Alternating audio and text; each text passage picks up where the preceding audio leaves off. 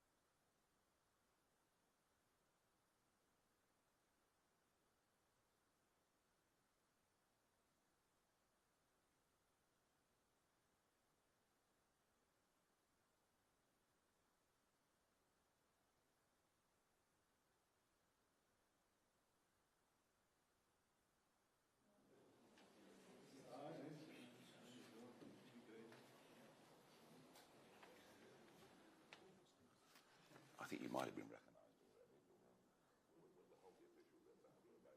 Just for a moment or two. Good morning, everybody. It's my first visit to Scotland since I was recently in Aberdeen, meeting many senior representatives of the oil and gas industry, and of course since that time there's been yet more crushing and unnecessary news for the Scottish and indeed British economy. And later on that day we were pretty much eve of poll for the Scottish Parliament by-election in Hamilton, in which I think it's fair to say the result we got pretty much stunned everybody, including to some extent myself. Ross was a great candidate, but we did, I think, in a very short space of time, with relatively limited resources, achieve a remarkable result. And we are, as a party, getting ready for the Scottish Parliament elections next year. We've just had a very big weekend with 200 potential candidates who've come forward, who are going through interviews, who are going through vetting, and we will be taking those elections next year very seriously indeed. And I think our opponents might take us quite seriously as well. Now, you might have noticed that yesterday I did a little press conference at Oxford Airport, which seems to have attracted quite a bit of attention, and is now, it seems to be bringing quite a degree of division within the Labour government itself. Firstly, Jack Straw, who was the Home Secretary at a time when we did face a problem with illegal immigration. In those days, it was people basically coming in the backs of lorries. Jack Straw saying we should effectively disapply ECHR. And interestingly, this morning, of all people, Jack Straw, who was one of the architects of the Human Rights Act in 1998, now saying it was never intended to be used in the way that it currently is by British judges. So I do think what we did yesterday was to spark a much bigger national debate about how we end illegal immigration, how we control our borders. I know this has not been a particularly massive topic in Scottish politics. I'm not here to dwell on that issue today, but I have a sense that maybe it will become a bigger debate in Scottish politics, given that Glasgow now is the asylum capital of the United Kingdom, with nearly 4,000 people who came to Britain illegally housed in Glasgow. That's 50% more than the next highest place in the United Kingdom, which is Birmingham. 50% more. And I would have thought that if you were a family on the social housing waiting list in Glasgow, you might be beginning to think this is something that perhaps ought to be discussed. And accordingly, we have seen a rise in certain types of crime in Glasgow over the last couple of years, coinciding with the placement of thousands of young, undocumented males from cultures in which women aren't even second-class citizens. So I think that will be more of a debate in Scotland as time goes on. But the intention of today's press conference is, and it's part of showing you how seriously we are taking the Scottish Parliament elections. It's for me to introduce Graham Simpson, MSP. He's been in the Parliament since 2017 for Central Scotland. He, of course, has been a Conservative, but I understand, Graham, that may be about to change. So please, it's all yours. Well, thanks very much, Nigel. Last night I was asked to send Nigel's team my CV, or a bit of a biog. What I left out of that was that I'm a member of the cross-party group on beer and pubs, and I thought you'd like that, and we often do visit breweries and pubs, mainly in the Edinburgh area. So I know you perhaps didn't have a good experience in an Edinburgh pub a few years ago, but maybe we can maybe we can change that at some point, Nigel.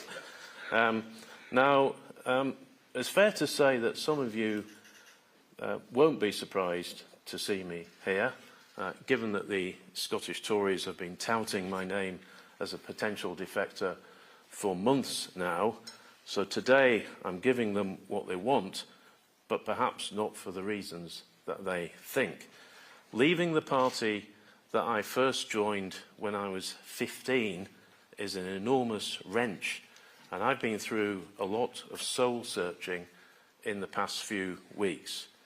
I've written to Russell Finlay, resigning from the Scottish Conservatives, but frankly, the letter is not worth sharing, because besides saying that I'm off, the only other thing it says is to wish him all the best for the future. And I mean that on a personal level. When Murdo Fraser first stood for the leadership of the Scottish Conservatives in 2011, he did so suggesting that we needed a new centre-right party in Scotland. And I agreed at that time with that analysis. But the independence referendum came along and all such talk went away. The referendum was a gift to the Tories, and with that, and with the threat of such upheaval gone, I think their electoral hopes are diminishing fast. To be honest, and I think you all know this, the constitutional battle has got in the way of good government and good opposition here. We have neither. But with a new kid on the block, Reform, the kind of centre-right party envisaged all those years ago, we can at least have one of those. Now, I've been thinking about my future for some time.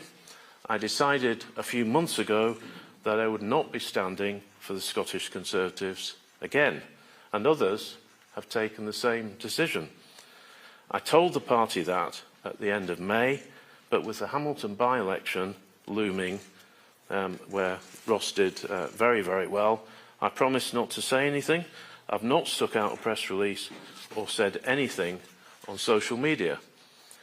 I honestly thought the most likely scenario for me would be to move on to the next stage of my life and find a job in one of the sectors that really interest me, such as housing or transport.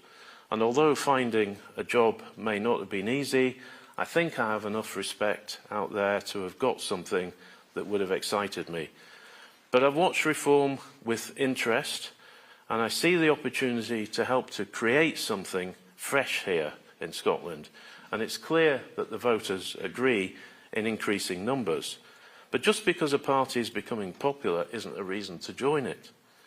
Keeping your job in Parliament isn't a good enough reason either.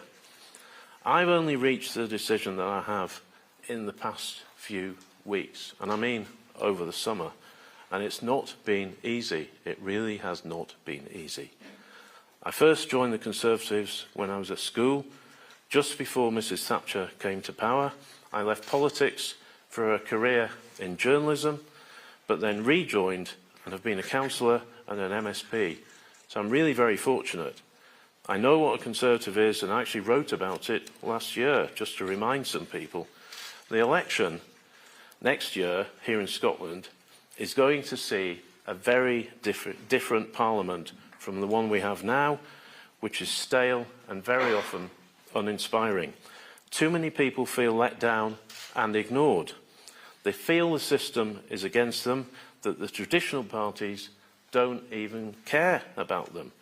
Save for some fine individual MSPs across parties, the political class is not serving the people well. Failure is accepted and change takes far too long. And I'll give you a couple of examples personally of that. Thousands of people living in tenements often face real difficulties when it comes to maintaining their buildings. In the last session of Parliament, March 2018 to be exact, a group of MSPs from across the divide formed a working group to see how we could address the challenges, and we came up with some proposals.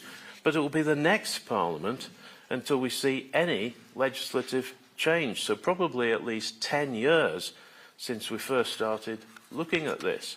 The second example of how slow things can be has been the progress of my Members' Bill, which would see a system of recall introduced into the Scottish Parliament. I first mooted this at the end of the last session of Parliament and started work on it at the beginning of this session. It's badly needed to restore some trust, but we've not even had the stage one debate. It might get over the line before Parliament dissolves at the end of March, and I really hope that my move today does not jeopardise that, as it's far too important for people to play silly games with. This isn't the kind of bitter speech that you might have been expecting, is it? I haven't criticised the Scottish Conservatives or Russell Finlay. For me, politics is about what you can do for people and not yourself. And I've demonstrated that in my 10 years as a councillor in the Conservative bastion of East Kilbride and since being elected to the Scottish Parliament in 2016. One very recent example was my successful campaign to have the companions of people with sight difficulties allowed free rail travel. That didn't get a lot of publicity, but that's a really positive thing, and it helps a lot of people. I've joined Reform because we have the chance to create something new, exciting and lasting that puts the needs of people over the system, that asks what is going wrong and how we can fix it. The SNP was first elected to power in 2007, so next year will mark 19 years of failure in health, education and transport. Somehow we need to remove them from office, and Reform can help to do that. Scotland needs fresh thinking, new ideas, and I hope to be at the heart of helping Reform shape that offer to the people next year with policies drawn up in Scotland, for Scotland, and designed to fix the mess that we're in. And that's why I'm joining now and not later. I've no doubt that initially my announcement today will spark anger, disappointment, and probably some sheer nastiness. I don't like that aspect of politics, and I'm not looking forward to it. But there are many ex-colleagues who will also understand. And I say to those who have great ideas for Scotland and who may have felt ignored, to talk to me. You will find my door, wherever I am put in Parliament next week, open and receptive to the kind of fresh thinking that we need in politics. And over the next few days and weeks, I'll have more to say on what we need to do to fix the mess that the SNP has made and how Reform can help to do that. Thank you. Very good. Well, welcome. Thank you. Welcome, welcome, welcome. Brilliant. Good. Graham, thank you very much indeed. And now I didn't know you were part of the pub and beer group. For those that don't remember the story, I came up to Edinburgh in 2013 just to challenge the idea that how could you have independence in Scotland if you wanted to remain part of the European Union? That was the purpose of my visit, only to be surrounded by a very, very angry mob. Nationalist mob, really angry, all with very wide pupils. I could never work out why that was. And the police locked me into an Edinburgh pub for my own safety. There were a couple of old lags in the corner said it's the most exciting thing that's happened here for 30 years. But I have to say the reception I've had in Scotland more recently has been much more positive than it was back in 2013. And why Graham matters to us, of course, because he's our first MSP, but because he's deeply experienced in the fields of journalism and politics, and I believe he's going to help us significantly in getting our policy platform right for those elections next May. And he's joining us now because he's prepared to put in the hard yards.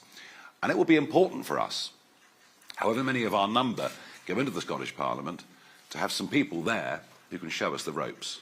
Otherwise, we'll turn up and just not know what to do. So we're very, very delighted, Graham, that you've made this decision. And I'm sure if you've been a member of the Tory party for all those years, as you say, you've not taken this decision lightly, but you've done it for positive reasons, not negative ones, and that's great. Now, we have a whole host of questions, beginning with Andrew Kerr from BBC Scotland. Thank you, Mr Farage. Good morning to you. When Richard Tice was here in March, he spoke about net zero. You've now spoken about immigration. The SNP are accusing you of being the architect of the small boats crisis because of your support for Brexit. When it comes to reform and looking ahead to next year, is your party just a two-trick pony in Scotland?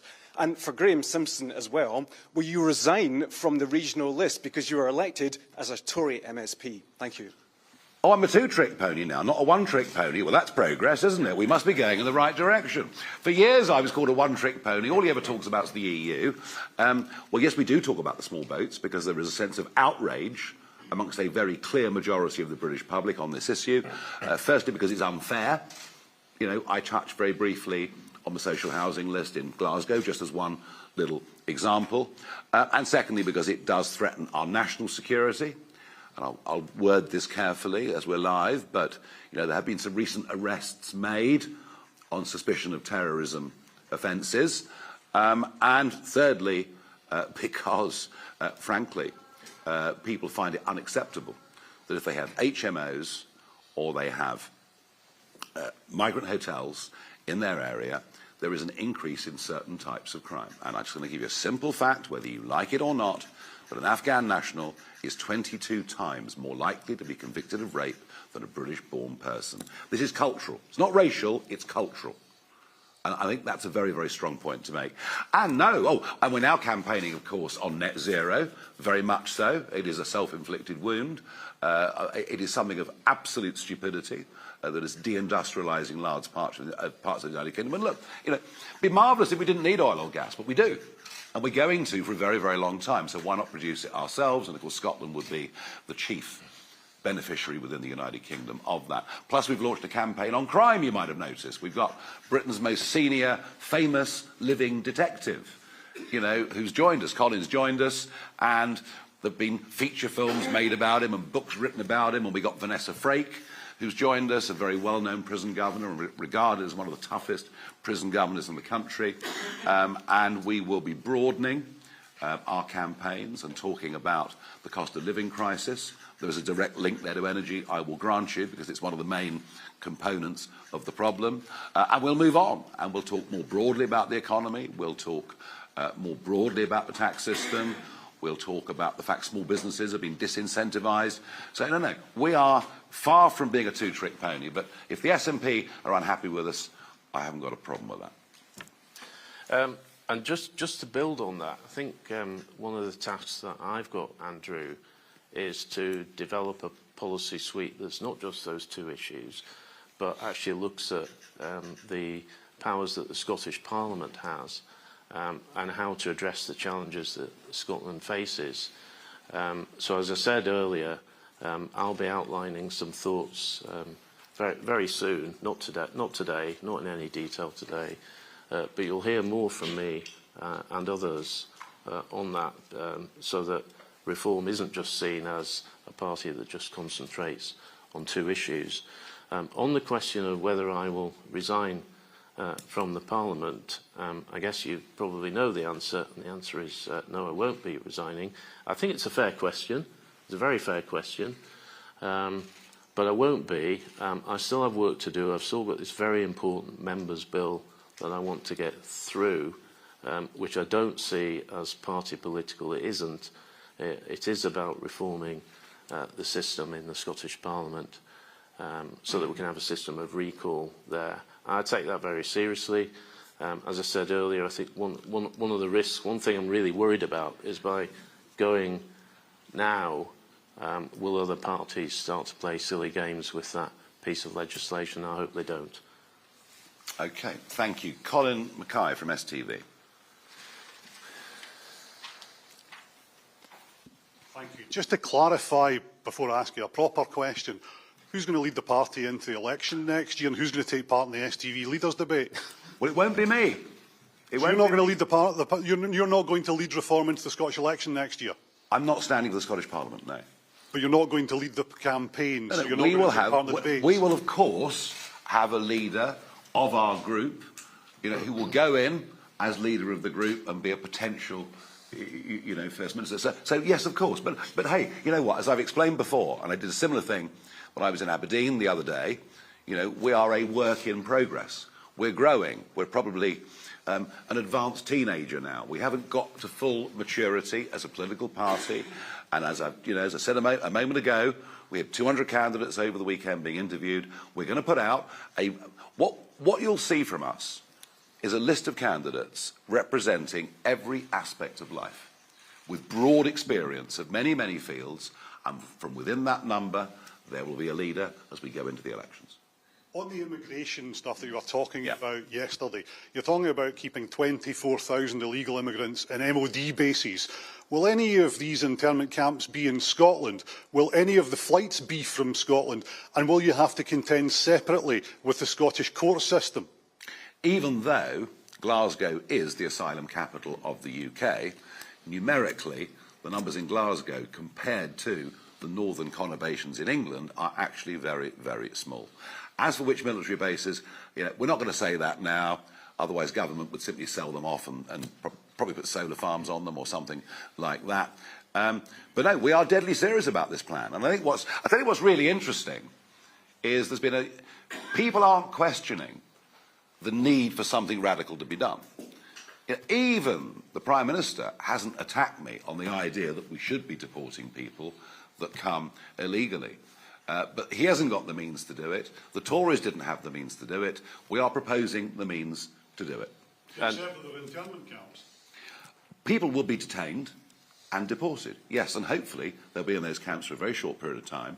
And I do believe that once the message gets to those who are prepared to pay thousands of euros to criminal smuggling gangs, that if you spend that money and come to the UK, you won't ever be allowed to stay. Within 2 weeks, the boats will stop coming, and that will at least stop the inward pressure that's been coming. There are other problems too. I mean, huge other problems too, such as overstayers. If you look at the asylum list for last year, you see the biggest contingent is from Pakistan, and they're people that have flown supposedly to meet family members or come on holiday and just deliberately overstayed and then claimed asylum. So, there are many, many aspects to this. The boats, obviously, is about 40% of it, and it is the most visible thing. And I would just quickly say that when Tony Abbott put forward similar proposals on Australia in 2012, he was met with the same kind of debate. Can you, in practical terms, do what you've set out in your general election manifesto? And he stopped the boats. Tony Abbott in Australia proved that with political will, you can stop this scourge. Thank you very much indeed. We're going to go on. Can I just, please, before we move on, just call in on the leadership question, because I think it's a really fair question. What is Reform going to be offering when we come into the final months of the election campaign? Clearly, Reform will need a figurehead so that you can grill them during the STV debate. But I'm not coming in here today as somebody who's been parachuted in to be the Reform leader. That would be entirely wrong. It would be wrong for the members of Reform. So I'm just here as I am, as an MSP. Yeah, there's no backroom deal. No, there certainly isn't. But obviously, by the time of the election, we'll need to have someone. No, absolutely. No, absolutely. Tony Maguire, GB News.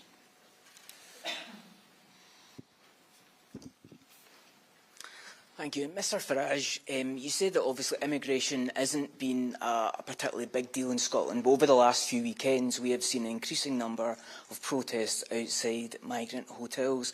What have you learned over your last few trips to Scotland to help you, I guess, renegotiate your plans for England for Scotland? Is there an understanding there that things have to perhaps be dealt very differently north of the border? And then to Mr Simpson, in terms of John Swinney, who's often talking about reform as dog whistle politics, bringing division to the country, how do you hope to combat him when you take your seat at Holyrood? Well, clearly there are some areas that need to be dealt with differently, but there is also, a lot of commonality. There hasn't been a great debate about immigration in Scotland because, frankly, none of the parties in Holyrood have wanted to have that debate. So we've not really been having it. You're right. Over the last few weeks, there's a growing awareness of the issue, and I predicted from the podium a few minutes ago that I think that debate will get bigger. Inevitably, it will get bigger. But I think the one thing that Scotland gives England an example of is the sheer stupidity of not aiming to be self-sufficient in energy, because clearly the Scottish economy stands to benefit far more from oil and gas than other regions or other parts of the United Kingdom. And I think it's absolutely tragic and self-defeating and stupid what we're doing to the North Sea. It just makes no sense at all. It is absolutely crazy on every single level. Economic madness. And the argument that wind power makes us less reliant on other sources of energy from around the world just is not true. The national grid is not fit to deal with intermittent renewable energy. And frankly, if you look at what's happened to energy costs with wind, one of the biggest lies we've been told is that it would give us cheaper energy. It does not. And right at the minute, there's another big round being negotiated for wind contracts. We'll find out what the final auction prices are, but there's no good news in it at all. With regard to how I'll deal with John Swinney, I get on with Mr. Swinney as I get on with most people.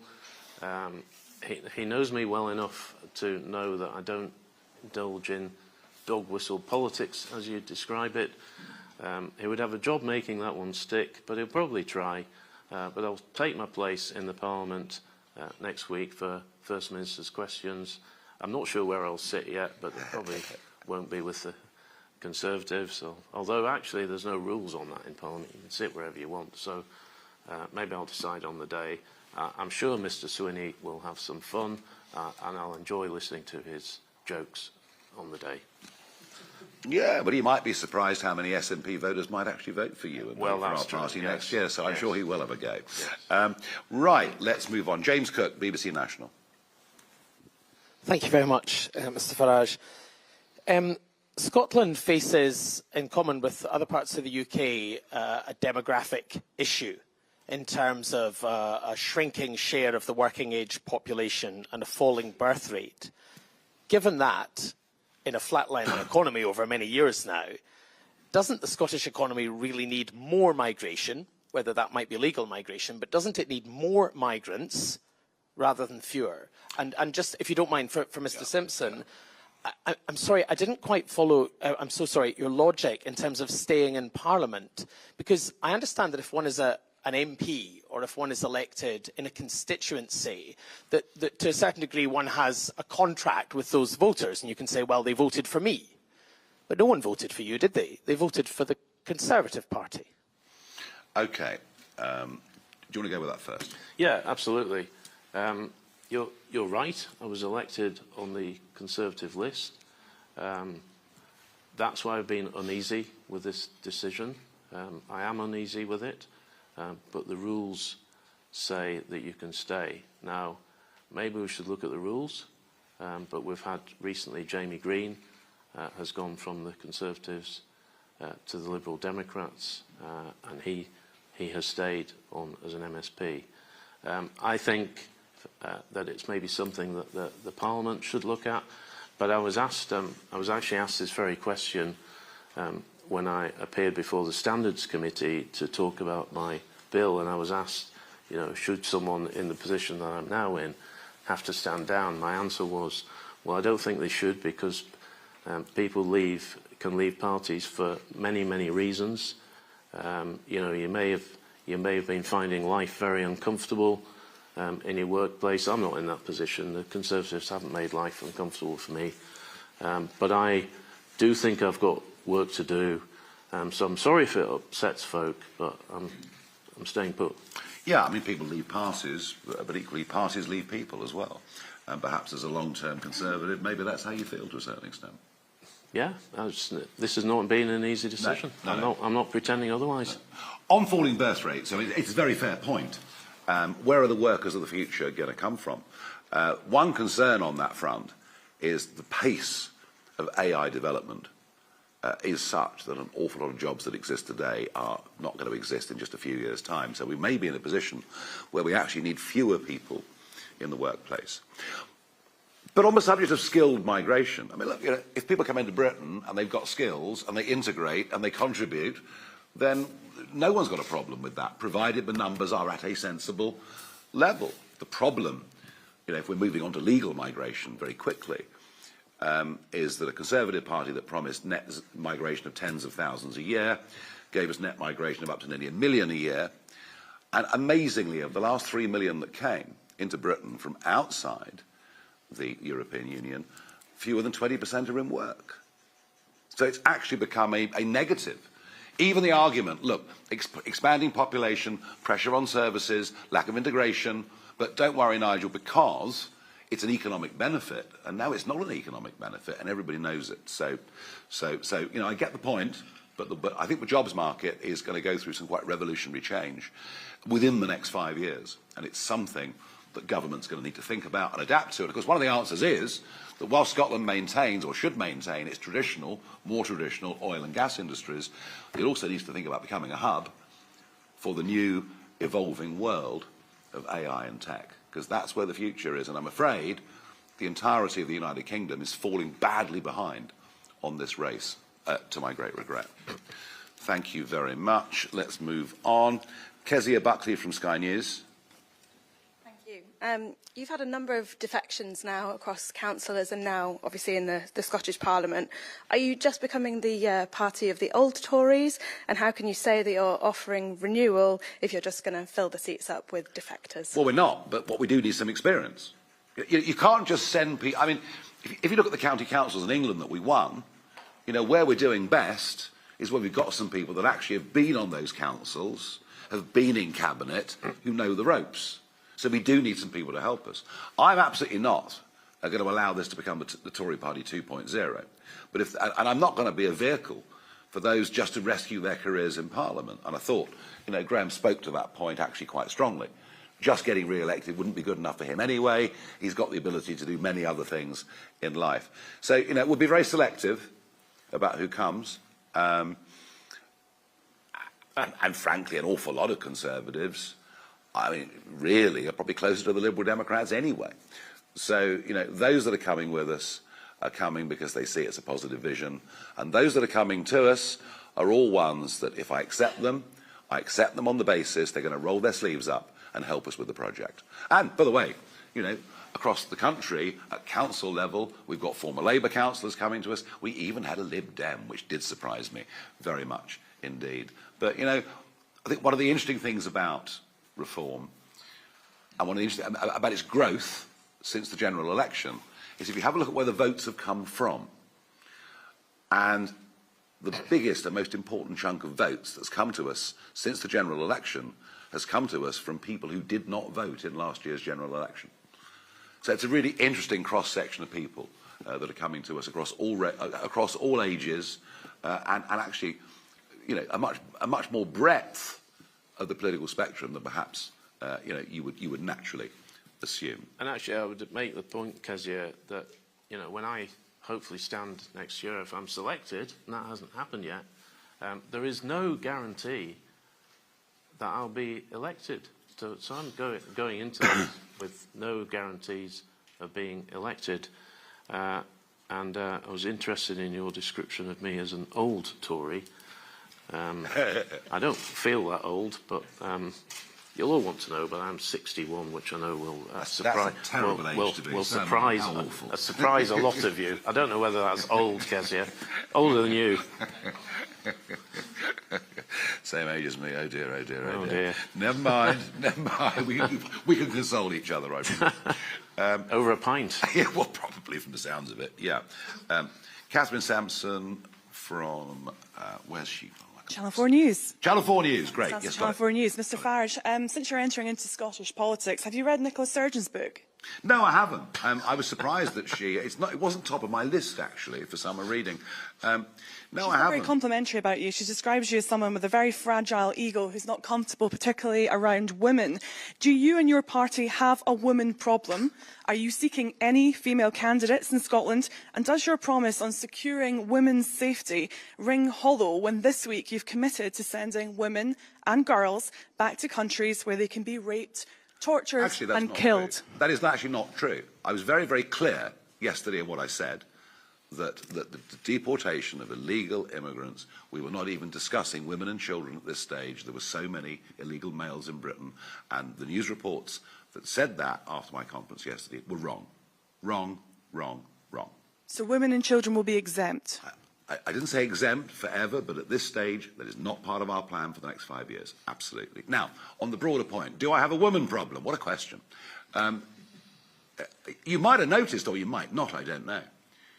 But there's been quite a phenomenon happening within this party over the course of the summer. They've grouped together.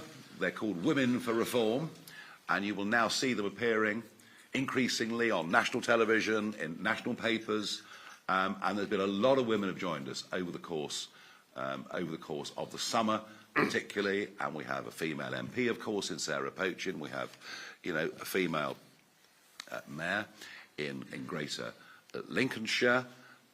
We have a quite prominent former public prosecutor that's joined us, Lila Cunningham, in London. And I think you'll see at our conference, which begins next Friday, Friday the 5th, I think what you'll see is that Women for Reform is now becoming a very strong force in the party. In fact, it won't be long before I'm completely outnumbered. Thank you very much indeed. Let's go on to Rebecca Alice Brady from LBC.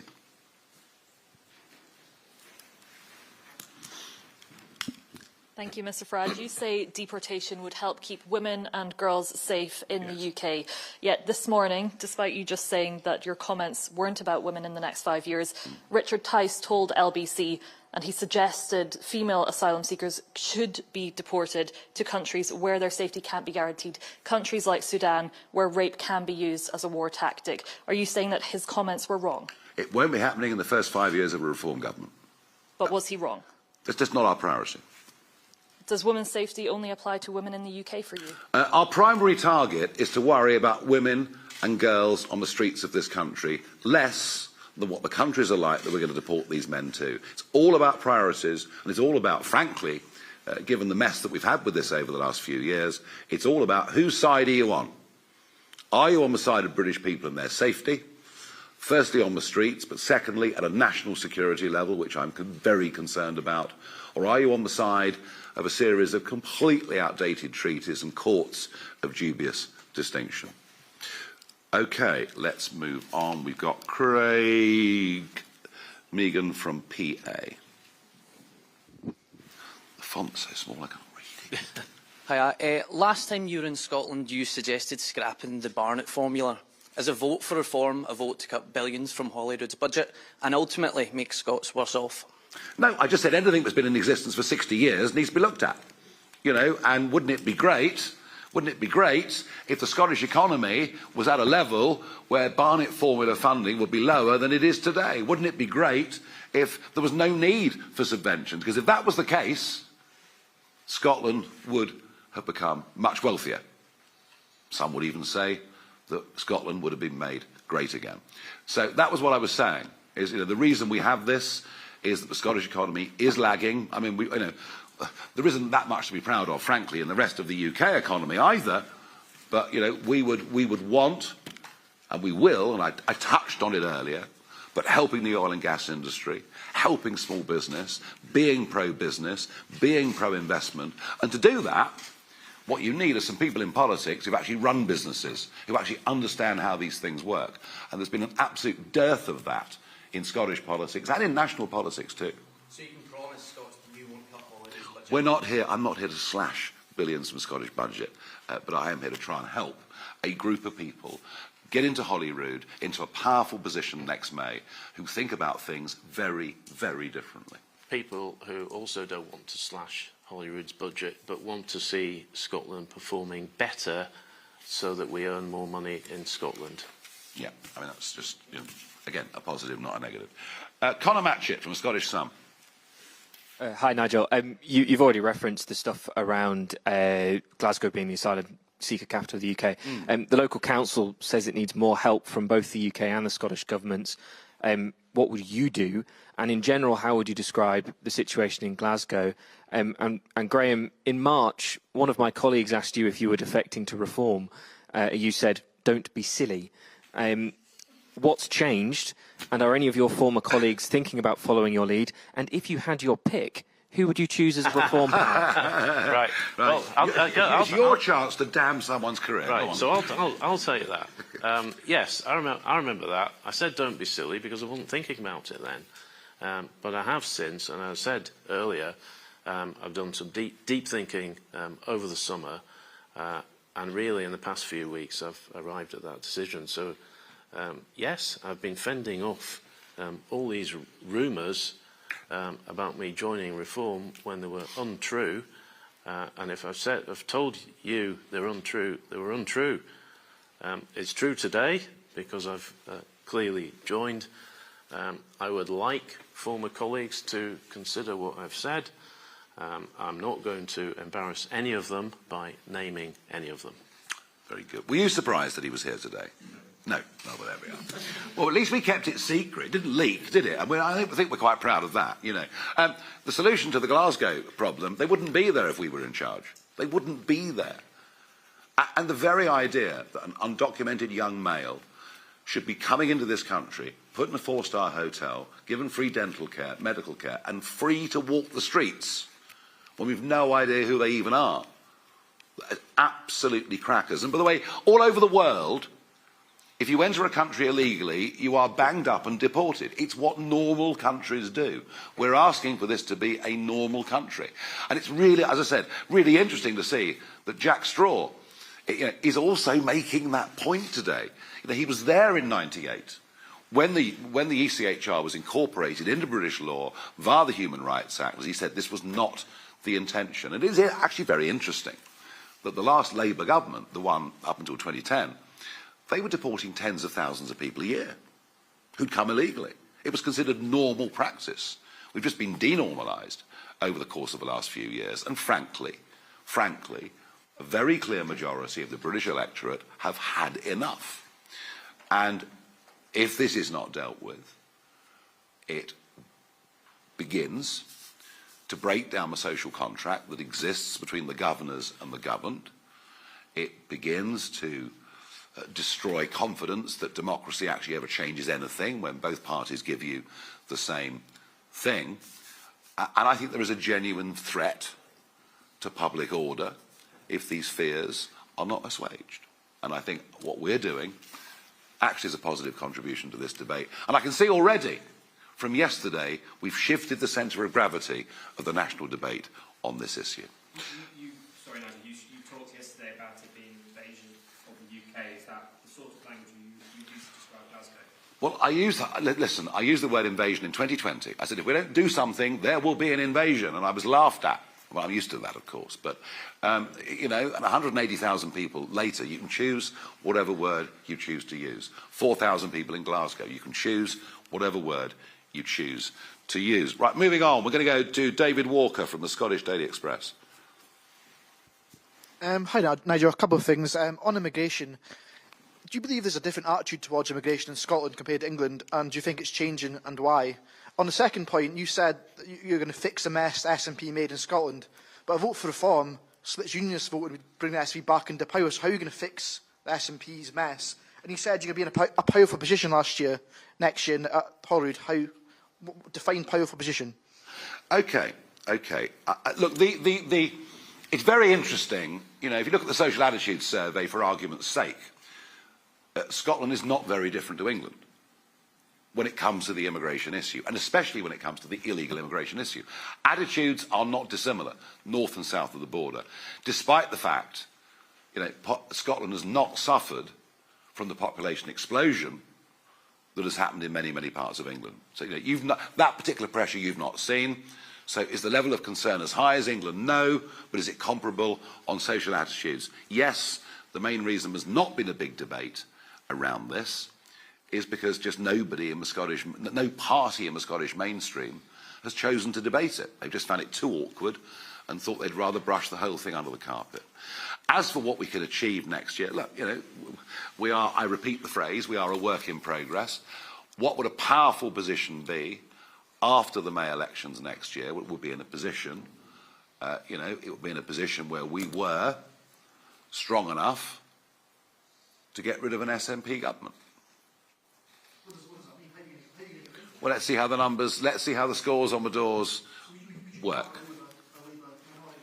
Well, I mean, you know, Mr. Sawa and I don't necessarily get on that well, but it's remarkable after elections what mathematics can do. Let's see. And anyway, why would Labour beat us next May? We're going to beat them, so there you go. Yeah, no, I completely agree. I mean, I think at this point we shouldn't be talking about who's going to do deals with who. And I can tell you now, if I'm at the table talking to anyone, I won't be giving a running commentary next year on what is going on. But my position is, and Reform's position is, here in Scotland, is we need to get rid of the SNP. Yeah. And by voting Reform in great numbers, you've got a greater chance of doing that. Absolutely. Thank you very much indeed. Tom Gordon, Scottish Daily Mail. Thank you, Mr Farage. After your event yesterday, Elon Musk took to social media to criticise you. He said, Farage is weak sauce who will do nothing. What's your response? Yeah, well, actually, Elon Musk took to social media to praise my speech, to say, go, Nigel, go. And within a few hours, he changed his mind. He was busy launching a rocket yesterday, which I'm pleased to say was a great success. And I do admire him in many ways. But his inconsistency is quite astonishing. Talking of inconsistency, you denied you had a women problem, but when you were introducing Graham, you said he matters to us because he's our first MSP. Yeah. He's not your first MSP. Michelle Ballantyne was the Scottish Leader of Reform for a year in the previous Parliament, but you seem to have forgotten all about it. Well, I wasn't involved with Reform at the time. You're right, but I wasn't involved with Reform at the time. Well, that doesn't say much for your respect for women that you've just forgotten about. Oh, don't talk nonsense. I was actually busy doing other things. I wasn't in politics at the time. The party was run by someone else. I can give you chapter and verse on what's happened since the 3rd of June last year. And we came onto this issue via Nicola Sturgeon. Yeah. In her book, she also says you are odious, have a brittle, fragile ego, and are bombastic. Just for the record, to clarify, how odious, egotistical and bombastic do you think you are? You make your own mind up. You can say whatever you like. And do you know what? I couldn't care less. Couldn't care less what she says or any of you say. I'm not interested. I'm far from brittle. I don't worry about any of it. I just do what I think's right. I came out of retirement this time last year to get back into politics because I thought I could make a positive difference. And there are a growing number of people who actually agree with that. You do sound a bit touchy. You can try as hard as you like, mate. Sorry. OK, moving on to John Boothman at the Times. Nigel, yesterday there were reported figures about rape and attempted rape in Scotland, up 15% on last year. Yeah. Have you got a policy prescription for that? And secondly, can I ask Graham, you know, this is an absolute disaster, 3 Tories leaving the Tory group at Holyrood in 4 months. Are you expecting any more of your colleagues at Holyrood to come? Well, on the stats, we look at Glasgow itself. Sexual assault hit a 10-year high, up 22%. Rape and attempted rape hit a 10-year high, up 32%. So these figures are, I would suggest, deeply, deeply disturbing. And I return to, I think, the important point that I made earlier. This is a cultural problem. You know, I'm not getting into religion or race or anything like that. This is a cultural problem. The fact is, in Afghanistan and countries like that, women are treated very, very badly indeed. And now this is beginning to hit our streets in this country. And, you know, it was interesting, wasn't it? I mean, who were the people that turned up at Epping at the Bell Hotel? It was women. You know, we've had a couple of women questions in the audience. It was women that turned up outside the Bell Hotel. It was mothers and grandmothers that turned up outside the Bell Hotel, simply saying, up with this, we will not put. So you know, we need to have a grown-up debate about this, a sensible debate about this, but there is a real problem. But Nigel, a grown-up debate in a place like Glasgow would tell you that Glasgow has huge figures in domestic violence. Yes. It's probably white males that are the problem in Glasgow in terms of the numbers of rapes and attempted rapes. You haven't given us any policy. Well, hang on a second. For any of that. Hang on a second. If we've got a huge problem with that issue in Glasgow anyway, why on earth would we add to it? Why on earth would we add to it? As for the solution, well, I gave the solution earlier to the other correspondent from the Scottish Sun. You know, under our policy, they won't be in Glasgow, and they certainly wouldn't be free to walk the streets. That is the policy solution to that particular problem. Yeah, I don't know is the answer. I've not spoken to anyone. None of my former colleagues in the Conservatives knew what I was going to do today. None of them. So despite your best efforts, John, you're a great journalist who gets information out of folk. None of them knew anything. I think it'll be interesting now for me whether I have any private conversations. They will remain private if people want to come forward. As I said earlier, they'd be most welcome to come through my door wherever I'm put in Parliament. Simon Johnson, Daily Telegraph. What message do you think Mr Simpson's defection sends to right-wing voters who are considering whether to back the Conservatives or your party in the Holyrood election? And to Graham, the two other MSPs who have left the Tory group have done so because they think Russell Finlay has made the party too similar to Reform, and it's certainly difficult to put a fag paper in between the two parties on things like energy policy. So why is it that you have gone from the Conservatives to Reform? What's the difference for you? I'm going to answer that first and you'll do it second because I can't resist this. Are you having a laugh? The same energy policy as the Conservatives. What, to make us the Saudi Arabia of wind? That was the Conservative policy during the last government. They've even put net zero into law. That was a Conservative government that did it. The fact that now they say, well, we didn't really mean it. Well, sorry, but you did. You know, so frankly, they have a declining credibility on issues as a party and geographically. If you just look at the, I do think it was instructive. You know, I did think it was instructive what happened in the Hamilton by-election because they actually had quite a strong candidate with a local following, and still they're back down at sort of on the edge of saving deposits. And in other elections we've seen around Scotland, by-elections around Scotland, the Conservative vote has fallen to derisory levels. And I think that next May, the Scottish Conservatives will do so badly in those Scottish elections that they will cease to be a political force in Scotland. And I think we may see the same result happening in Wales, parts of northern England and elsewhere. And it's very interesting because, you know, you mentioned that some MSPs go in one direction and some go in another direction, and everyone says, oh, well, you know, the Scottish, or the Scottish Conservative Party or the National Conservative Party, it's a broad church. Well, it is a broad church. The trouble is it has no religion. It doesn't actually have a faith that binds anything together. And I just get the feeling that, no, I genuinely believe that what will happen here next May for the Conservatives is pretty much a wipeout.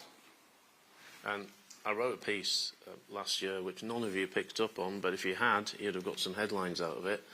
And I wrote the piece because I felt that there were a number of people in the Scottish Conservatives who didn't necessarily appreciate what it was to be a Conservative. So listen, Simon, I can send you the link if you want to read that and pick over it. I'm not here today, as I made clear, to criticise Russell Finlay or the Scottish Conservatives. I don't want to do that. It's Russell's problem now. I want this to be a positive thing, and I'm going to be working on policies very, very quickly, and you'll see a clear difference between us and others. Excellent. Simeon Kerr, Financial Times. Thanks very much. To go back to energy.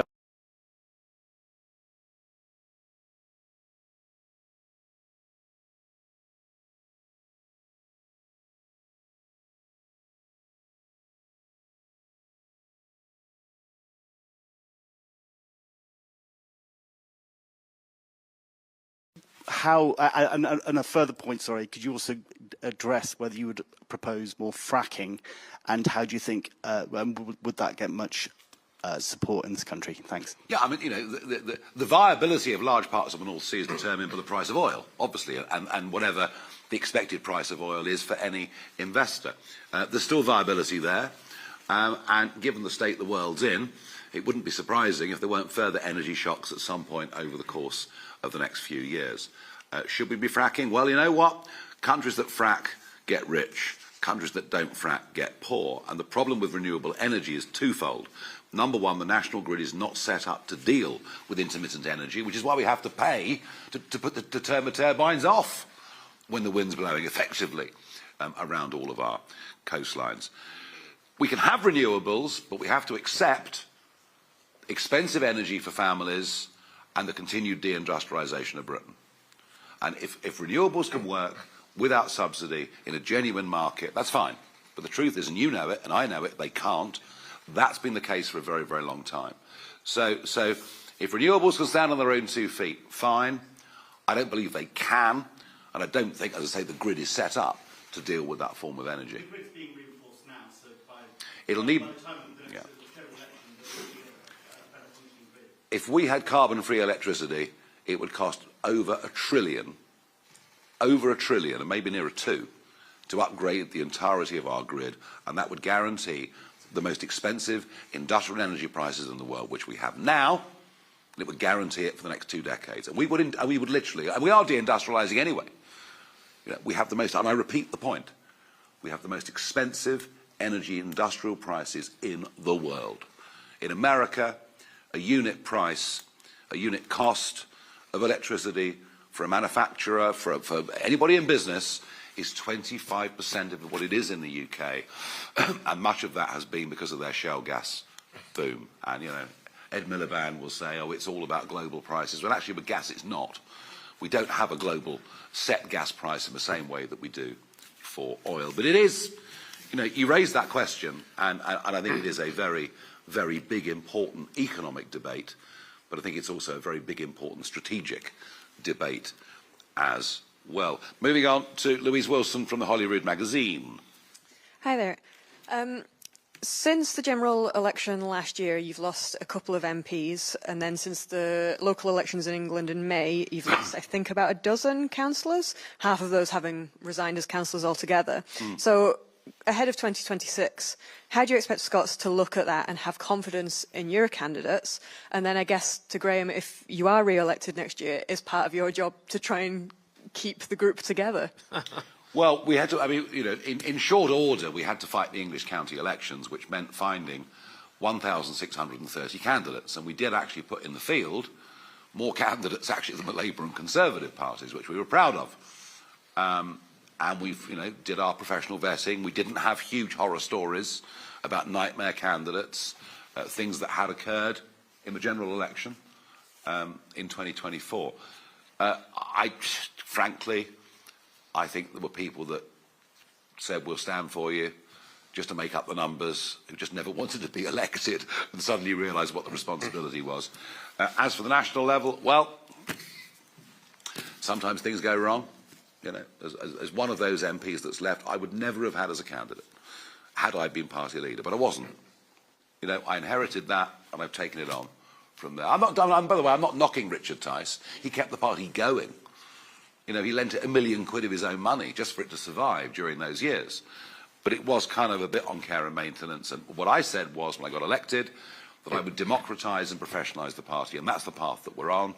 I've given it a constitution. We now, as of last week, have an elected board.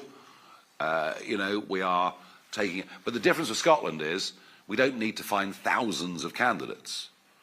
I think the maximum number of seats is 129. You know, and we've already got hundreds of people coming forwards. I'm pretty confident we can do that. As regards to next year, there will obviously be, I think, a pretty healthy cohort of Reform MSPs. Hopefully I'll be one of them, but I've been around long enough in politics to know that it can sometimes be difficult to manage people. So one of the skills of leadership, and if I was in any kind of leadership role within that group, is to manage folk. So I think I'm pretty good at that. One of my main worries, as far as you're concerned, though, Louise, is the Holyrood Magazine Awards coming up, where I'm on the short list for 2 awards, and I hope there's not an emergency meeting of the awards committee now, should I have won any of those, to reconsider. Very, very good. Paul Hutchian from a Daily Record. Thank you. If you look at the opinion polls, Reform UK are doing much better in England than they are in Scotland. So I was just wondering, why do so many Scottish voters find you to be so repellent? And secondly, you've always been a Putin fanboy. Are you hopeful that Russia gets to hold on to the land that they illegally seized from Ukraine? Yeah, it's a delightful tone of questioning. Thank you so much for coming along and making our morning. I think it's absolutely marvellous. I have absolutely condemned the Russian invasion of Ukraine. Interestingly, you base that falsehood on one interview I gave in 2014 when I said I admired him as a political operator but didn't like him as a man. Just a few years before that, he was given a state visit to Buckingham Palace. He was welcomed by a Labour government. He was welcomed by the Queen. In fact, he met the Queen again just a few years later. So one comment taken hopelessly and completely out of context. Now, I'll repeat, for your benefit, that in 2014, in one interview, I said I admired him as a political operator, but not as a human being, that I didn't like him and I wouldn't like to live in Russia. Is that why Scots find you so repellent? Do you know what? I mean, that is so low grade, it's almost astonishing. We are doing remarkably well in Scotland. You know it, and that's possibly why you're so upset. And I think if you look at the result in Hamilton, where we came a very, very good third, could have come second, a council by-election in Barrhead, where it was essentially a three-way split. If you look at the opinion polls, then you'll see that reform is not as you describe it, Paul, and I know you're a really nice guy. Nigel doesn't know that yet, but I'll reinforce that message. I'll need some later. convincing, you know. Well, no, but he genuinely. But you know what? Really The one thing we do, Graham, the one thing we do, and I know you lot like it, is we are actually up and open for questions from anybody. So you know. Yeah, but the polls are moving in one way, Paul. You know that, and I hope they'll continue to move in that direction. Excellent. Then we are getting through this, I promise you. We've got Alistair Grant from the Scotsman. Thanks very much. Other than on these big issues like net zero, immigration, we don't actually know anything about Reform UK's policies in Scotland. How would you go about turning around NHS waiting lists? How would you go about turning around Scotland's education system, which many people think is in the decline? And just a question for Graham, does that not trouble you that you're signing up to a party that doesn't have policies in place? Well, that's the reason he's here. The reason he's here is to answer your questions. I'm not going to dictate from London what platform we should run on in terms of dealing with NHS problems in Scotland. I'm not going to do that. I'm going to leave that to the Scottish Party to work out.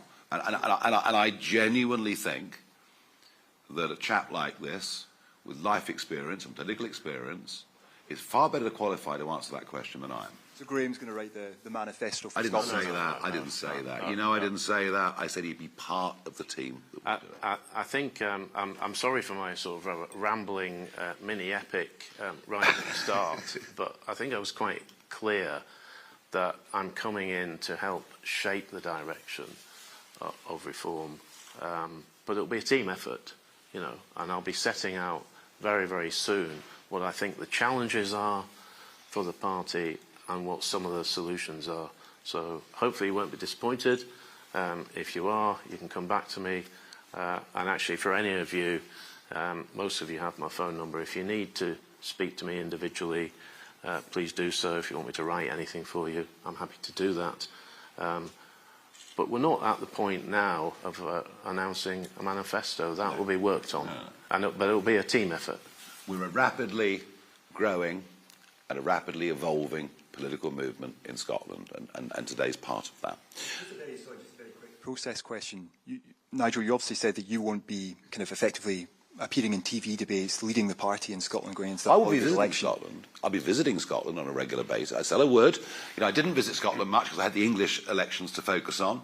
I'm going to be here a lot. It's the second time I've been here in a relatively short space of time. I'll be here a lot, but it's not for me to head up, debates amongst people who are competing to be in the Scottish Parliament. Well, how will you go about choosing that leader in Scotland? Would that be a Well, I've vote? explained that already. We will have to go through our full candidate selections and listings, and it's at that point that the leading figure will be chosen. All right. Okay, let's go to Libby Brooks from The Guardian. Just three more. I think that's right, yeah. Thank you. This morning, political parties in Northern Ireland have condemned your plan to renegotiate the Good Friday Agreement, calling it irresponsible. Do you recognise their concerns? And what would you do if the Irish government and other parties in Northern Ireland refuse to renegotiate? And for Graham, you've been sort of talking about this challenge that you have now to develop a suite of policies. Can you tell us what your top 3 priorities will be? The Northern Ireland situation is deeply complex, and I made great reference to that yesterday when I gave that speech and answered questions at Oxford Airport. And we understand that what Blair did was to write the ECHR into absolutely everything. It was sort of his way of making sure we were embedded into the European Union for eternity. So yes, there is tidying up to be done, and I did say yesterday very, very clearly we would not be starting with Northern Ireland. That is something, as history shows us, anything to do with Northern Irish or Irish politics often takes years and years to solve. So that will not be at the forefront of what we do. And Libby, I wouldn't really like to give a top 3, but I think if you look at public services in general in Scotland, they've been failed by the SNP.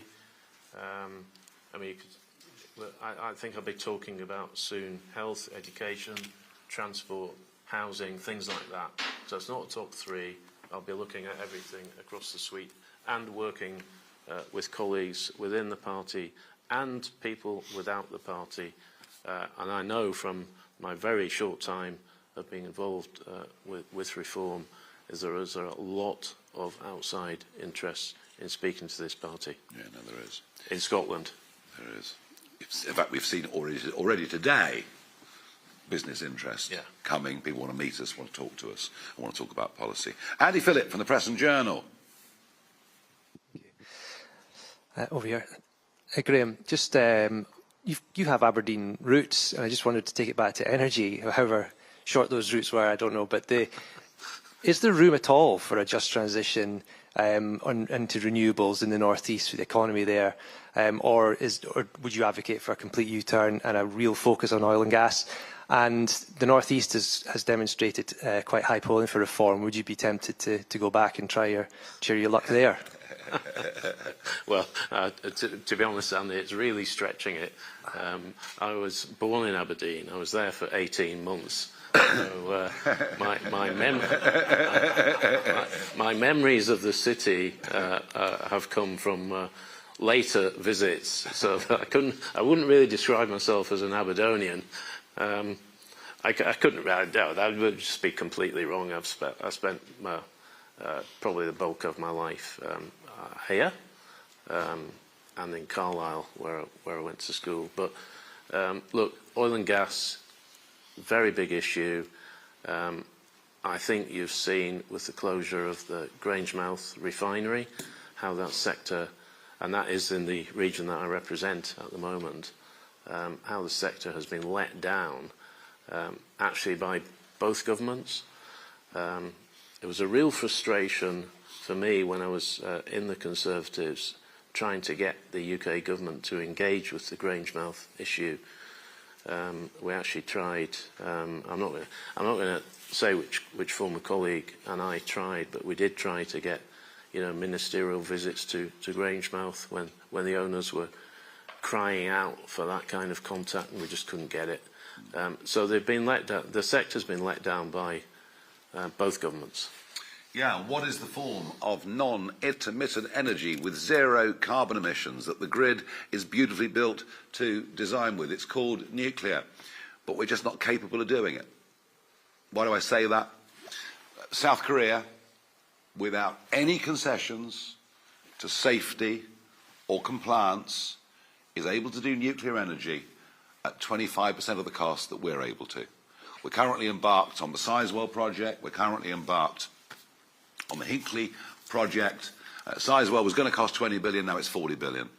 And long term, I do think nuclear has to be our future, but we have to try and make it financially competitive. And the first thing I do, I think, is ring the South Korean Prime Minister and say, come and give us a hand. Well, nuclear should be part of that basket. But as you all know, we can't have nuclear here in Scotland because the SNP has ruled it out under planning rules. One of the reasons we need to get them out of office. But it's a worthy debate. Yeah. It's a worthy debate about long-term, sustainable, reliable, non-intermittent, zero-carbon emitting energy. The penultimate question is from Rebecca McCurdy from the Herald. Thank you. You are clearly very delighted to have Graham Simpson in your ranks. However, I'd like to read a comment from a Tory source. Graham Simpson is a pathetic, nasty little man who won't be missed. Just last year, he had to apologise to a young female member of staff for acting totally inappropriately, bullying and intimidating ways towards her. The way he spoke to her was so bad that he was forced to sit down and say sorry in person. He'll be more trouble than he's worth for reform. Can I get both of your response to that? Well, that's not our judgment by any means, and we don't take people on unless we've done some pretty extensive research and found out what nasty gossip there is about them, what good stories there are about them, and we are careful. We have to be. So, no, we are very, very happy that Graham has joined us. And look, you know, it's politics, and people chuck abuse around the place. I mean, it's not exactly uncommon. It's been going on for some time. And actually, that's the kind of nastiness that I was alluding to earlier. Yeah. They've come out of the traps very sooner than I thought. Absolutely untrue. And anything internally will be dealt with internally, and that's the way I'll leave it. But, you know, I certainly don't have a problem with women. Laura Pollock from The National is the last questioner of this press conference. Hi there, thanks. You talked about bringing positivity back to politics after your coming out of retirement. Kill them all, keep Britain white, no black in the Union Jack. We're hearing this language more because of you, no? No, you will hear less of it because of me. If I wasn't here, goodness knows where politics would have gone. There is no man alive in this country today who did more to destroy the BNP with their rise in 2006 to 2008 than me. If I hadn't been there, they would have reached much, much higher levels. I am the antidote to the far right, and as you know very, very well, I have always, whichever political parties I've led, and this one in particular, I've always said no to people who I genuinely think come at this from a nasty, hard right disposition. We are the antidote, the genuine antidote to those things, and I say that with great passion. And so those comments are made by members of Patriotic Alternative, and you're nothing to do with it. Nice try, lovely try. They're attempting to infiltrate the party for Holyrood 2026. So as you interview, as hard as you like. No, I'm just asking. As you interview candidates, have you got some sort of safety net to make sure these people don't infiltrate the party? Yeah, do you know what? If they have links like that, you know, we check and we vet, and if we find they have got links like that and they've lied to us, they are out of the door before lunchtime. Thank you, everybody. Thank you, Graham. We look forward to working with you and moving this party on towards the elections next May. Thank you, everybody. Yeah, of course. Of course, of course, of course.